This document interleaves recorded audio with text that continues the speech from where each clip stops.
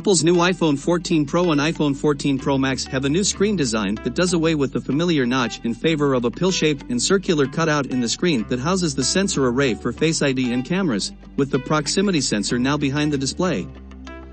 The phones fill in the gap between the two with black pixels. Apple calls this created long pill shape the dynamic island, which will appear to expand and retract depending on what you're doing on the phone, from music playback, to using Face ID, to making payments. It can also display things like sports scores when you're in other apps.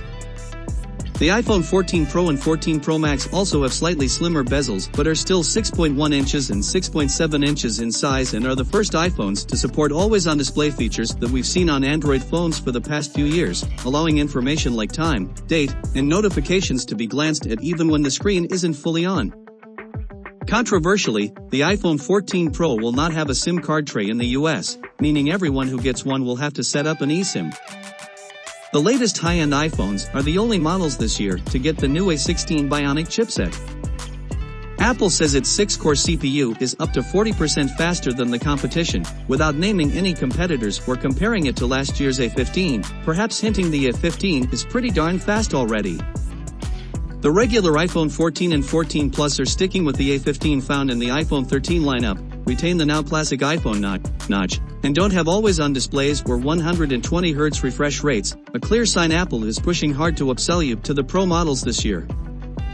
The always-on display is coming to Pro models only, and has been timed to coincide with the release of iOS 16, whose headline new feature is widgets, and more customization in general, to the iPhone's lock screen.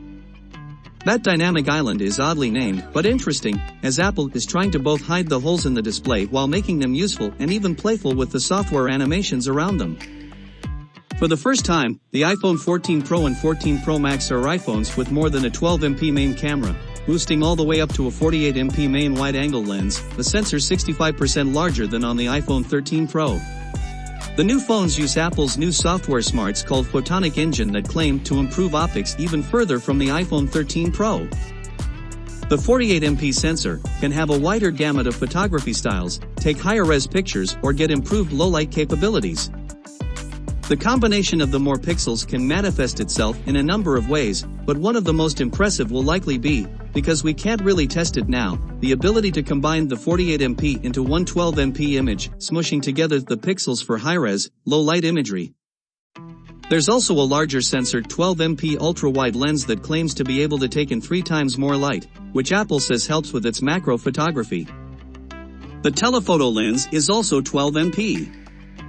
Apple says the A16 chip is needed to take full advantage of the Pro's camera features, though the improvements in low light are apparently down to the new hardware, which includes a new front-facing camera with a f/1.9 aperture. This camera also has autofocus, a first for an iPhone selfie shooter.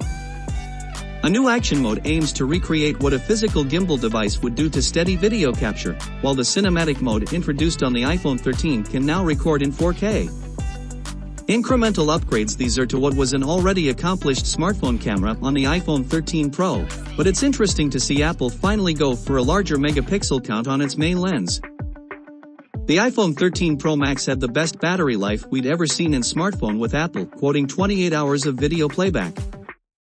The company is only promising 1 more hour of video on the 14 Pro Max, while it says the regular 14 Pro can chug away for 23 hours.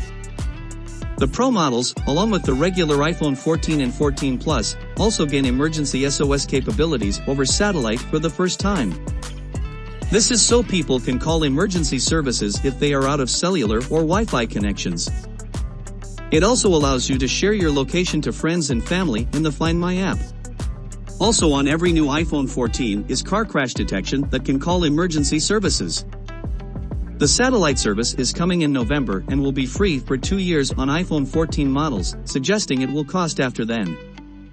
It's also only for the US and Canada to begin with, but it could prove life-saving and is a feature we hope Apple hurries to other markets.